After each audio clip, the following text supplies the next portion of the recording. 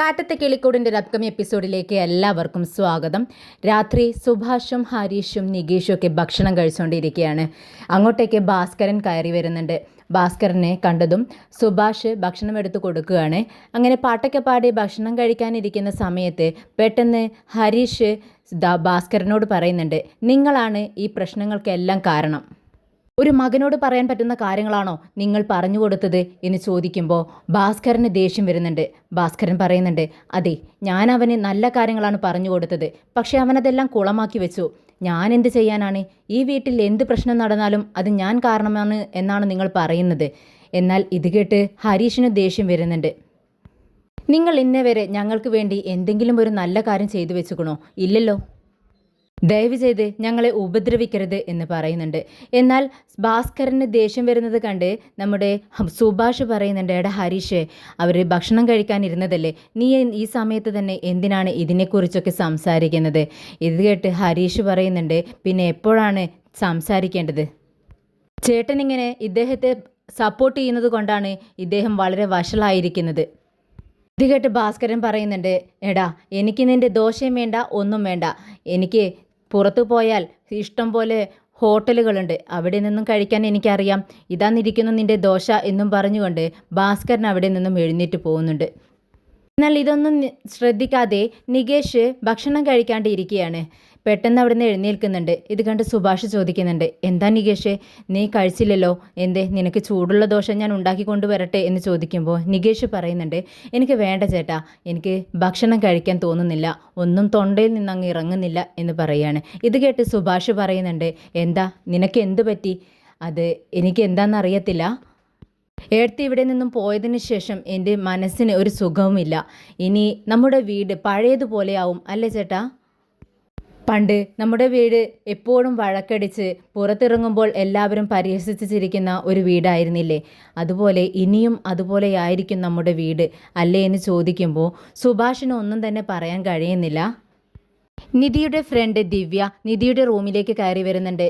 നിധി, നീ എന്താ താഴേക്ക് വരാത്തത്? ഞങ്ങളെല്ലാം ഭക്ഷണം കഴിച്ചു, നിന്നെ കണ്ടില്ല, എന്താ വരാത്തതെന്ന് ചോദിക്കുന്നുണ്ട്. ഇത് കേട്ട് നിധി പറയുന്നുണ്ട്, എനിക്ക് വിശക്കുന്നില്ല, എനിക്ക് ഭക്ഷണം വേണ്ട, അതുകൊണ്ടാണ് ഞാൻ വരാതിരുന്നത്. അതെന്ത് പറ്റി? ഇന്ന് വൈകിട്ട് നമ്മൾ ഓഫീസിൽ നിന്നും ഭക്ഷണം കഴിച്ചതല്ലേ, എന്താ നീ വല്ല ഡയറ്റുമാണോ എന്ന് ദിവ്യ ചോദിക്കുന്നുണ്ട്. ഡയറ്റൊന്നുമില്ല, എനിക്ക് വിശക്കുന്നില്ല, വിശപ്പില്ലാതെ എങ്ങനെ ഭക്ഷണം കഴിക്കും എന്ന് ചിന്തിച്ചു, അതുകൊണ്ടാണ് ഞാൻ താഴേക്ക് ഇറങ്ങി വരാതിരുന്നത്. ഇത് കേട്ട് ദിവ്യ പറയുന്നുണ്ട്, ഇവിടുത്തെ ഭക്ഷണമൊക്കെ മോശമാണ്, നിനക്ക് എപ്പോഴെങ്കിലും പുറത്തുനിന്ന് ഭക്ഷണം കഴിക്കാൻ തോന്നിയാൽ എന്നോട് പറഞ്ഞാൽ മതി, നമുക്ക് ഒരുമിച്ച് പുറത്തു പോയി ഭക്ഷണം കഴിച്ചിട്ട് വരാമെന്ന് പറയുന്നുണ്ട്. ഇത് കേട്ട് നിധി ഓക്കെ എന്ന് പറയുമ്പോൾ ദിവ്യ ചോദിക്കുന്നുണ്ട്, അത് നിനക്കിവിടെ വല്ല ബുദ്ധിമുട്ടുമുണ്ടോ ഒറ്റയ്ക്ക് കിടക്കുമ്പോൾ? എന്തായാലും ഞാൻ ഇവിടുത്തെ മിസ്സുമായി സംസാരിച്ചിട്ടുണ്ട്, നമുക്ക് ഒരു റൂമിലേക്ക് ഷിഫ്റ്റ് ചെയ്യാൻ പറ്റുമോ എന്ന് ഞാൻ ചോദിച്ചു, നോക്കാമെന്ന് പറഞ്ഞിട്ടുണ്ട്. ഇത് കേട്ടത് നിധി പറയുന്നുണ്ട്, നീ എനിക്ക് വേണ്ടി ഒരുപാട് ബുദ്ധിമുട്ടുന്നുണ്ടല്ലേ, നിനക്ക് വല്ല പ്രശ്നമുണ്ടോ എന്ന് ചോദിക്കുകയാണ്. ഇത് കേട്ട് ദിവ്യ പറയുന്നുണ്ട്, എനിക്കൊരു പ്രശ്നവുമില്ല, സന്തോഷം മാത്രമേ ഉള്ളൂ. എൻ്റെ റൂമിലൊരു ഹിന്ദിക്കാരി പെൺകുട്ടിയാണ്, ഞങ്ങൾ തമ്മിൽ സംസാരിക്കാറേ ഇല്ല. ഞാൻ നിൻ്റെ റൂമിലേക്ക് വന്നാൽ നമുക്ക് ഒരുപാട് സംസാരിക്കാമല്ലോ, നമുക്ക് ബോറടിക്കത്തുമില്ല. ഇത് കേട്ട് നിധിക്ക് സന്തോഷമാവുന്നുണ്ട്. രണ്ടുപേരും ഒരുപാട് നേരം ഇരുന്ന് സംസാരിക്കുകയാണ്. ഇതിനിടയിലാണ് ജനൽ വഴി നിധി ആ കാഴ്ച കാണുന്നത്. പുറത്തൊരു ബലൂൺ, സോറി എന്ന് പറഞ്ഞിട്ട് എഴുതി വെച്ചിട്ടുള്ള ഒരു ബലൂണാണ്. അതങ്ങ് പൊങ്ങി പാറി പറക്കുകയാണ് നൂലിൽ. ഇത് കണ്ട് പെട്ടെന്ന് നിധി ജനലിനടുത്തേക്ക് ഓടി ചെല്ലുന്നുണ്ട്. ജനൽ വഴി നിധി താഴേക്ക് നോക്കുന്ന സമയത്ത് സുധീഷ് സോറി എന്ന് എഴുതിയ ആ ബലൂണുമായി താഴെ നിൽക്കുന്നതാണ് കാണുന്നത്. നിധിയെ കണ്ടതും വീണ്ടും പറയുന്നുണ്ട്, നിധി സോറി സോറി. ഇത് കേട്ട് ദിവ്യ പറയുന്നുണ്ട്, അല്ല നിധി, നീ ഈ നിൽക്കുന്നത് നിന്നെ തിരഞ്ഞുകൊണ്ട് ഇന്ന് ഓഫീസിൽ വന്ന ആളല്ലേ, നിൻ്റെ റിലേറ്റീവ് എന്ന് ചോദിക്കുകയാണ്. അതെ എന്ന് പറഞ്ഞുകൊണ്ട് നിധി പെട്ടെന്ന് താഴേക്ക് ഇറങ്ങി പോകുന്നുണ്ട്. നിധി സുധീഷിനോട് ചോദിക്കുന്നുണ്ട്, നീ എന്താണ് ഈ കാണിക്കുന്നത്? ചെറിയ കുട്ടികളെ പോലെ ബലൂൺ വീർപ്പിച്ച് കളിക്കുകയാണോ? എന്നെ നാണം കെടുത്താൻ വേണ്ടി തന്നെയാണോ നീ തീരുമാനിച്ചിരിക്കുന്നത് എന്ന് ചോദിക്കുകയാണ്. എന്നാൽ ഈ ബലൂൺ പറത്തി കളിക്കുന്നത് കണ്ട് താഴെ എല്ലാ പെൺകുട്ടികളും വന്ന് നോക്കുന്നുണ്ട്, എന്താ ഇവിടെ സംഭവിക്കുന്നതെന്ന്. നിധി ചുറ്റും നോക്കുന്നുണ്ട്. എല്ലാവരും കൂടി നിൽക്കുന്നത് കണ്ട് സുധീഷിനോട് ദേഷ്യപ്പെടുകയാണ്. കണ്ടില്ലേ, എല്ലാവരും കണ്ടിരിക്കണു, അവരോട് ഞാൻ എന്ത് സമാധാനം പറയും? നാണമില്ലേ നിനക്ക്? ഇത് കേട്ട് സുധീഷ് പറയുന്നുണ്ട്, നിധി, നീ എന്നെ വഴക്ക് പറയരുത്, ഞാനിങ്ങോട്ടേക്ക് വന്നത് നിന്നോട് സോറി പറയാനാ. എന്നോട് ക്ഷമിച്ചു എന്നൊരു വാക്ക് പറഞ്ഞാൽ മതി, ഞാൻ ഈ നിമിഷം ഇവിടെ നിന്നും പോവും.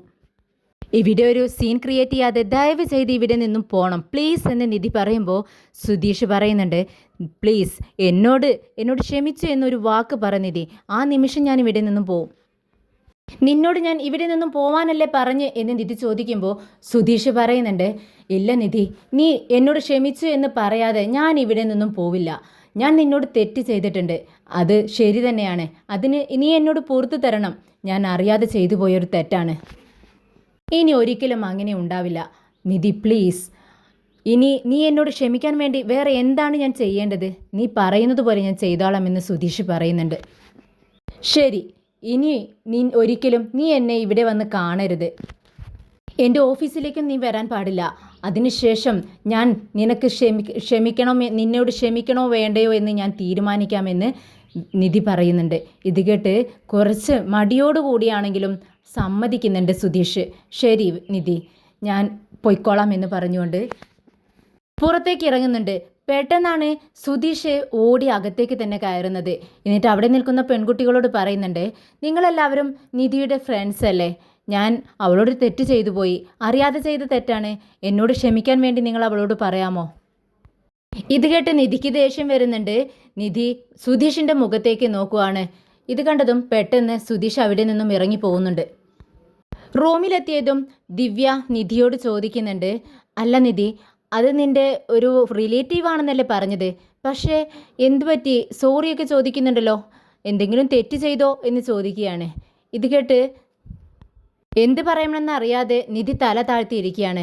വേറൊരു പെൺകുട്ടി ചോദിക്കുന്നുണ്ട്, അല്ല അത് റിലേറ്റീവ് മാത്രമാണോ അതോ നിൻ്റെ ബോയ് ഫ്രണ്ട് ആണോ? ബലൂണിലൊക്കെ സോറി എഴുതിക്കൊണ്ട് സോറി ചോദിക്കുന്നുണ്ടല്ലോ, അതെൻ്റെ ബോയ് ഫ്രണ്ട് അല്ല എന്ന് നിധി പറയുന്നുണ്ട്. ഇത് കേട്ട് പെൺകുട്ടി വീണ്ടും ചോദിക്കുന്നുണ്ട്, അല്ല നിങ്ങൾ പിണങ്ങിയിരിക്കുന്നത് കൊണ്ട് നിങ്ങളെ ഇംപ്രസ് ചെയ്യാൻ വേണ്ടിയിട്ടാണ് ബലൂണിൽ സോറി എന്ന് എഴുതിക്കൊണ്ട് ഇവിടെ വന്ന് നിൽക്കുന്നത്, അദ്ദേഹത്തോട് ക്ഷമിച്ചൂടെ എന്ന് ചോദിക്കുന്നുണ്ട്. പെട്ടെന്ന് ദിവ്യ പറയുന്നുണ്ട്, ശരി ഞാൻ നിധിയോട് സംസാരിക്കാം, നിങ്ങളെല്ലാം പോയി കിടന്നുറങ്ങിക്കോളൂ എന്ന് പറയുമ്പോൾ ആ പെൺകുട്ടികളെല്ലാം അവരുടെ റൂമിലേക്ക് പോകുന്നുണ്ട്. നിധിയോട് ദിവ്യ ചോദിക്കുന്നുണ്ട്, അല്ല നിധി, അത് നിൻ്റെ റിലേറ്റീവ് ആണെന്നല്ലേ പറഞ്ഞത്, പക്ഷേ ഇടയ്ക്കിടയ്ക്ക് നിന്നെ കാണാൻ വരുന്നുണ്ടല്ലോ, എന്തുപറ്റി?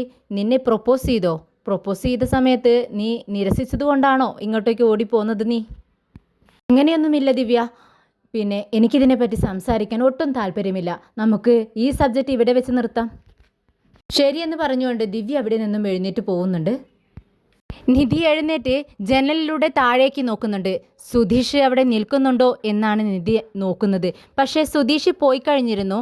പിന്നീട് നിധി ഉറങ്ങാൻ കിടക്കുവാണ്. പിറ്റേന്ന് രാവിലെ ഭാസ്കരൻ ചായ കുടിക്കാനായി ചായക്കടയിലേക്ക് പോകുന്നുണ്ട്. പിറ്റേന്ന് രാവിലെ ഭാസ്കരൻ ചായ കുടിക്കാനായി കടയിലേക്ക് പോകുന്നുണ്ട്. എന്നാൽ ഗംഗാധരൻ അങ്ങോട്ടേക്ക് വരുന്നുണ്ട്. ഗംഗാധരൻ ഭാസ്കരനെ കണ്ടതും ദേഷ്യത്തോടെ കടക്കാരനോട് പറയുന്നുണ്ട്, എനിക്ക് ഒരു ഗ്ലാസ് ചായ. ഇത് കേട്ട് ഭാസ്കരൻ പറയുന്നുണ്ട്, ആദ്യം ഞാനാണ് ചായ ചോദിച്ചത്, അതുകൊണ്ട് എൻ്റെ ചായ വേണം ആദ്യം എടുത്തു തരാൻ. അത് കേട്ട് രാജേട്ടൻ പറയുന്നുണ്ട്, രണ്ടുപേർക്കും ഞാൻ ഒരുപോലെ ഒരേ സമയത്ത് ചായ തന്നേക്കാം, രണ്ടുപേരും പ്രശ്നമുണ്ടാക്കണ്ട, ഇതിൻ്റെ പേരിൽ ഒരു വഴക്കിൻ്റെ ആവശ്യമില്ല എന്ന് പറയുന്നുണ്ട്. ഇതേസമയം സുഭാഷ് അങ്ങോട്ട് സാധനം വാങ്ങാനായിട്ട് വരുന്നുണ്ട്. രാജേട്ടാ ഒരു പാക്കറ്റ് ബിസ്ക്കറ്റ് എന്ന് പറയുന്നുണ്ട്. സുഭാഷിനെ കണ്ടതും രാജേട്ടൻ പറയുന്നുണ്ട്, അല്ല സുഭാഷ്, നിൻ്റെ അനിയൻ്റെ ഭാര്യ തെറ്റിപ്പോയെന്ന് പറയുന്നു കേട്ടല്ലോ. ഇത് കേട്ട് സുഭാഷ് പറയുന്നുണ്ട്, ഏയ് ഇല്ല, അങ്ങനെയൊന്നുമില്ല, നീ ഇല്ലെന്ന് പറയുന്നു, പക്ഷേ ഇവിടെയുള്ളവരൊക്കെ അങ്ങനെയാണ് സംഭവമെന്ന് പറഞ്ഞു കേൾക്കുന്നുണ്ടല്ലോ. ഇത് കേട്ട് ഗംഗാധരൻ ചിരിക്കുന്നുണ്ട്, കളിയാക്കി ചിരിക്കുന്നതാണ്. മറ്റൊരാൾ ചായ കുടിക്കാനായി വന്ന ഒരാൾ ചോദിക്കുന്നുണ്ട്, അല്ല സംഭവം ശരി തന്നെയാണ്, ഇവൻ്റെ വീട്ടിൽ ആ പെൺകുട്ടി ഇപ്പോൾ ഇല്ല, ആ പെൺകുട്ടി ഇവരുടെ വീട് വിട്ട് പോയിരിക്കുന്നു. ഇത് കേട്ട് സുഭാഷ് പെട്ടെന്ന് രാജനോട് പറയുന്നുണ്ട്, അതെ ആ ബിസ്ക്കറ്റ് പാക്കറ്റ് പെട്ടെന്ന് എടുത്തു തരാമോ? ആ നീ നിൽക്ക്, നീ ഇപ്പോൾ വന്നതല്ലേ ഉള്ളൂ, ഇപ്പോൾ തരാമെന്ന് രാജേട്ടനും പറയുന്നുണ്ട്. ആ പെൺകുട്ടി ഇവരുടെ വീട് വിട്ട് പോയി എന്ന് പറയുന്നത് സത്യം തന്നെയാണല്ലേ? ഞാനും വിചാരിച്ചു ആ പെൺകുട്ടി എങ്ങനെയാണ് ഇത്രയും നാൾ ആ വീട്ടിൽ കഴിയുന്നതെന്ന്. എന്തായാലും പോയല്ലോ. സാധനങ്ങളൊന്ന് പെട്ടെന്ന് എടുത്തു തരാമോ എന്ന് സുഭാഷ് ചോദിക്കുന്നുണ്ട്. നിൽക്ക് സുഭാഷ്, ഞാനിപ്പോൾ തരാമെന്ന് രാജേട്ടൻ പറയുന്നുണ്ട്. എന്നാൽ ഗംഗാധരൻ പറയുന്നുണ്ട്, ഈ നാട്ടിലുള്ളവരെ എല്ലാവരെയും വിളിച്ച് സൽക്കാരമൊക്കെ നടത്തി എന്നിട്ട് എന്താ കാര്യം? പെൺകുട്ടി ഇവിടെ നിൽക്കണ്ടേ? എല്ലാവരും വിളിച്ച് സദ്യ കൊടുത്തു എന്ന് വെച്ച് പെൺകുട്ടി നിൽക്കുമോ? ഇല്ലല്ലോ. ആ വീടിൻ്റെ രാശി അങ്ങനെയാണ്. സാധനങ്ങൾ വാങ്ങി സുഭാഷ് പെട്ടെന്ന് അവിടെ നിന്നും പോകുന്നുണ്ട്. ഇത് കണ്ട് ഗംഗാധരൻ കളിയാക്കി ചിരിക്കുകയാണ്. എന്നിട്ട് പറയുന്നുണ്ട്, ആ കണ്ടില്ലേ, അവനക്കാകെ നാണക്കേടായി, പെട്ടെന്ന് തലയൂരി പോകുന്നത് കണ്ടില്ലേ. എന്നാൽ തൻ്റെ കുടുംബത്തെ പരിഹസിച്ച് ചിരിക്കുന്നത് ഭാസ്കരന് ഒട്ടും സഹിച്ചില്ല. ഭാസ്കരൻ ഗംഗാധരനോട് പറയുന്നുണ്ട്, എന്തിനാടാ ഹഹക്ക എന്നിങ്ങനെ ചിരിച്ചുകൊണ്ടിരിക്കുന്നത്?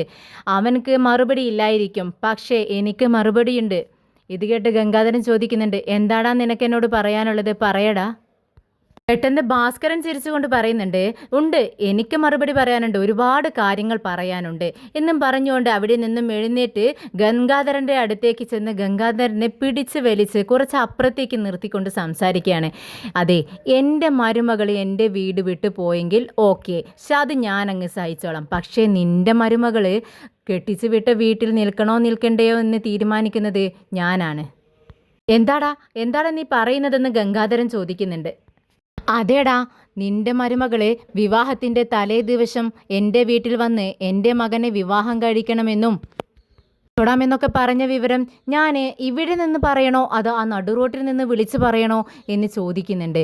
ഇത് കേട്ട് ഗംഗാധരൻ പറയുന്നുണ്ട്, ഡാ നീ എന്താടാ പറയുന്നത്, ആരെങ്കിലും കേൾക്കുമെടാ എന്ന് പറയുമ്പോൾ ഭാസ്കരൻ പറയുന്നുണ്ട്, ഓഹോ, അപ്പോൾ നിനക്ക് നാണക്കേടുണ്ടല്ലേ?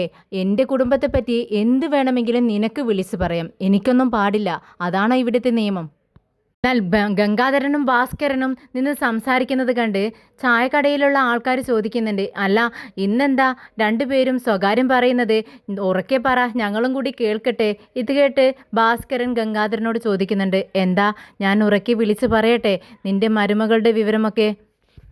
ഇനി മേലാൽ എൻ്റെ കുടുംബത്തെപ്പറ്റി ഇങ്ങനെ വായിൽ തോന്നിയതൊക്കെ വിളിച്ചു പറഞ്ഞാൽ ഞാൻ എൻ്റെ വായിൽ വരുന്നതൊക്കെ ഞാനും വിളിച്ചു പറയും. പിന്നെ ഇവിടെ മാത്രമല്ല, നിൻ്റെ മരുമകളെ കെട്ടിച്ച് വിട്ട വീടുണ്ടല്ലോ, ആ വീട്ടിൽ ചെന്നും ഞാൻ ഈ സംഭവങ്ങളെല്ലാം തുറന്നു പറയും. അതുകൊണ്ട് നീ മിണ്ടാതിരിക്കുന്നതാണ് നല്ലത്, അല്ലാന്നുണ്ടെങ്കിൽ ഞാൻ എല്ലാവരെയും നാറ്റിക്കും.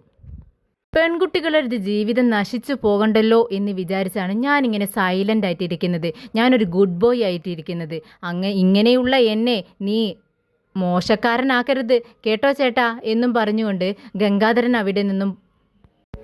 ഭാസ്കരൻ അവിടെ നിന്നും പോകുന്നുണ്ട്. നേരം വെളുത്തിട്ടും നികേഷ് എഴുന്നേൽക്കാത്തത് കൊണ്ട് സുഭാഷ് നികേഷിൻ്റെ അടുത്ത് ചെന്ന്, എടാ നികേഷ് എഴുന്നേൽക്ക്, നേരം ഇത്രമായി ആയില്ലേ, നിനക്ക് കോളേജിലേക്ക് പോവണ്ടേ, എഴുന്നേൽക്കെന്ന് പറയുന്നുണ്ട്. എന്നാൽ നികേഷ് മിണ്ടാതെ കിടക്കുവാണ്. പെട്ടെന്ന് താഴെ ഇരുന്നു കൊണ്ട് സുഭാഷ് നികേഷിനെ തൊട്ടു വിളിക്കുകയാണ്. അന്നേരം പൊള്ളുന്ന ചൂടാണ്. അതുകൊണ്ട് സുഭാഷ് പറയുന്നുണ്ട്, എടാ നികേഷ്, നിനക്ക് നന്നായി പനിക്കുന്നുണ്ടല്ലോ, എഴുന്നേൽക്കടാ, നിനക്ക് ഞാൻ ഗുളിക തരാമെന്ന് പറഞ്ഞുകൊണ്ട് നികേഷിനെ പിടിച്ച് എഴുന്നേൽപ്പിച്ചിരിക്കുന്നുണ്ട്. സുഭാഷ് പെട്ടെന്ന് ചെന്ന് ഒരു ഗ്ലാസ് വെള്ളവും ഗുളികയും എടുത്തുകൊണ്ട് വന്ന് നികേഷിന് കൊടുക്കുന്നുണ്ട്. അന്നേരം ഹരീഷ് ചോദിക്കുന്നുണ്ട്, എന്തു പറ്റി ചേട്ടാ? ഇവനക്ക് നന്നായി പനിക്കുന്നുണ്ട്, അതെന്താ ഇവനിങ്ങനെ ഇടയ്ക്കിടയ്ക്ക് പനിക്കുന്നത്? ഇത് കേട്ട് സുഭാഷ് പറയുന്നുണ്ട്, അവന് എന്തെങ്കിലും ടെൻഷൻ വന്നാൽ അപ്പോൾ പനി വരും, ആരെങ്കിലും വഴക്ക് പറഞ്ഞാലോ, ഇപ്പം എക്സാം ആയാലോ. ഇപ്പോൾ ഈ പനി നമ്മുടെ നിധി ഇവിടെ നിന്നും പോയതിൻ്റെ പനിയാണ്. എന്തായാലും ഞാനിന്ന് പണിക്ക് പോകുന്നില്ല, നിനക്ക് സുഖമില്ലാത്തതല്ലേ എന്ന് സുഭാഷ് പറയുന്നുണ്ട്. ഇത് കേട്ട് നികേഷ് പറയുന്നുണ്ട്, വേണ്ട ചേട്ടാ, ചേട്ടൻ പോയിക്കോ, എനിക്ക് കുഴപ്പമൊന്നുമില്ല. എന്നാൽ അവിടെ ഇരിക്കുന്നുണ്ടായിരുന്ന സുധീഷ് ഇത് കേട്ട് പറയുന്നുണ്ട്, എന്തിനാ ചേട്ടൻ പണിക്ക് പോവാതിരിക്കുന്നത്, ഞാനിവിടെ ഉണ്ടല്ലോ, ഞാൻ എന്തായാലും ഇന്ന് ലീവ് എടുത്തോളാം, ലീവ് എടുത്ത് അവനെ നോക്കിക്കോളാം. ഇത് കേട്ട് സുഭാഷ് പറയുന്നുണ്ട്, ഏയ് അതൊന്നും വേണ്ട, നിനക്ക് അവനെ നോക്കാനൊന്നും അറിയത്തില്ല, നിനക്കിതൊക്കെ ശീലമില്ലാത്ത കാര്യങ്ങളല്ലേ, നീ പോക്കോ, ഞാനിവിടെ ഇരുന്നോളാം. ഇതിലെന്താ സുഭാഷ് ഏട്ടാ ഇത്ര അറിയാനിരിക്കുന്നു, അവൻ ചെറിയ കുട്ടിയൊന്നും അല്ലല്ലോ, ഇടയ്ക്ക് പനി വരുന്നുണ്ടോ എന്ന് നോക്കണം, പനി അധികമുണ്ടെങ്കിൽ മെഡിസിൻ എടുത്തു കൊടുക്കണം, അത്രയല്ലേ വേണ്ടൂ, അതെനിക്ക് ചെയ്യാനറിയാം, ചേട്ടൻ ധൈര്യമായിട്ട് പോയിക്കോ, ഞാൻ നോക്കിക്കോളാം. നീ അവനെ നന്നായി നോക്കുമല്ലോ എന്ന് സുഭാഷ് ചോദിക്കുന്നുണ്ട്. ഇത് കേട്ട് സുധീഷ് വീണ്ടും സുഭാഷിന് ഉറപ്പ് കൊടുക്കുകയാണ്, ഞാൻ അവനെ നന്നായി നോക്കിക്കോളാം, ഇപ്പോഴെങ്കിലും എന്നെ ഒന്ന് വിശ്വസിക്ക് ചേട്ടാ എന്ന് പറയാണ്. എന്നാൽ ശരി, ഞാൻ പോണു, നീ അവന് നന്നായി ഭക്ഷണമൊക്കെ കൊടുക്കണം.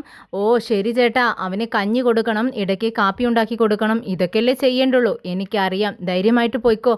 ഇത് കേട്ട് സുഭാഷ് നികേഷിനോട് പറയുന്നുണ്ട്, എടാ നികേഷേ, നീ റെസ്റ്റ് എടുക്ക്, മരുന്നും കഴിക്കണം കേട്ടോ, ഞാൻ പോയിട്ട് വരാമെന്ന് പറഞ്ഞുകൊണ്ട് സുഭാഷ് അവിടെ നിന്നും പോകുന്നുണ്ട്. സുഭാഷ് പോയതിന് ശേഷം സുധീഷ് നികേഷിൻ്റെ അടുത്തിരുന്ന് അവനെ തൊട്ടു നോക്കുന്നുണ്ട്. എന്നിട്ട് സുധീഷ് പറയുന്നുണ്ട്, എടാ നിനക്ക് നന്നായി പനിക്കുന്നുണ്ടല്ലോ, അതെന്താടാ ഇവിടെ വല്ല പ്രശ്നവും നടക്കുന്ന സമയത്ത് ആ നിമിഷം തന്നെ നിനക്ക് പനി വരുന്നുണ്ടല്ലോ, എന്താ നിനക്ക് ഇങ്ങനെയൊക്കെ? എന്തായാലും നീ ഗുളിക കഴിക്കണം, ഞാൻ എടുത്തു തരാമെന്ന് പറയുകയാണ്. ഇത് കേട്ട് നികേഷ് പറയുന്നുണ്ട്, ഗുളികയെല്ലാം ചേട്ടൻ എടുത്തു തന്നു, ഞാൻ കഴിച്ചു, അപ്പോൾ നിനക്ക് ചായ ഇട്ട് തരട്ടെ? എനിക്കിപ്പോൾ ഒന്നും വേണ്ട. ഉടനെ തന്നെ സുധീഷ് ചോദിക്കുന്നുണ്ട്, അല്ല നിനക്ക് നിധി വിളിച്ചിട്ടുണ്ടായിരുന്നോ? ഇല്ല, എന്നെ ആരും വിളിച്ചില്ല. ശരി, എന്നാൽ നീ അങ്ങോട്ടേക്ക് വിളിച്ചു നോക്ക് എന്ന് പറഞ്ഞുകൊണ്ട് തൻ്റെ ഫോൺ എടുത്ത് സുധീഷ് നികേഷിനെ നീട്ടുവാണ്. ഞാനെന്തിനു വിളിക്കണമെന്ന് നികേഷ് ചോദിക്കുന്നുണ്ട്.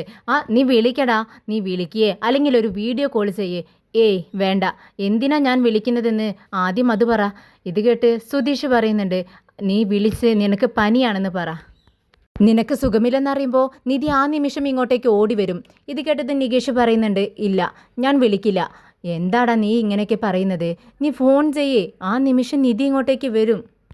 സുധീഷിൻ്റെ സംസാരം കേട്ട് നികേഷിന് ദേഷ്യം വരുന്നുണ്ട്. നീയൊന്ന് പോകുന്നുണ്ടോ? നിന്റെ ഡ്രാമ കളിക്കൽ എൻ്റെ അടുത്ത് വേണ്ട. നിനക്ക് നിന്റെ സ്വന്തം കാര്യം മാത്രമേ അറിയണ്ടൂ. നിനക്ക് നിന്റെ കാര്യം നടക്കണം, അതിനുവേണ്ടി നീ എന്തും ചെയ്യും. എനിക്കതിനു വേണ്ടി ഡ്രാമ കളിക്കാനൊന്നും അറിയത്തില്ല, ഞാനത് ചെയ്യയില്ല. ഞാൻ ഫോൺ ചെയ്യില്ലെന്ന് നികേഷ് പറയുന്നുണ്ട്. ഇത് കേട്ട് സുധീഷിന് ദേഷ്യം വരുന്നുണ്ട്. എടാ നിനക്ക് അവളിവിടെ നിന്ന് പോയതുകൊണ്ടല്ലേ പനി വന്നത്, അതുകൊണ്ടാ ഞാൻ നിന്നോട് അവൾക്കൊന്ന് വിളിക്കാൻ പറഞ്ഞത്. ഇത് കേട്ട് നികേഷ് പറയുന്നുണ്ട്, വേണ്ട, നിന്റെ അഭിനയം എന്നോട് വേണ്ട, നീ എഴുന്നേറ്റ് പോകാൻ നോക്ക്. ഇത് കേട്ടതും സുധീഷിന് നന്നായി ദേഷ്യം വരികയാണ്. ദേഷ്യത്തോടെ എവിടെ നിന്നും എഴുന്നേറ്റിട്ട് നികേഷിനോട് പറയുന്നുണ്ട്, അതേടാ ഞാൻ പോവാൻ തന്നെ തീരുമാനിച്ചിരിക്കുന്നത്.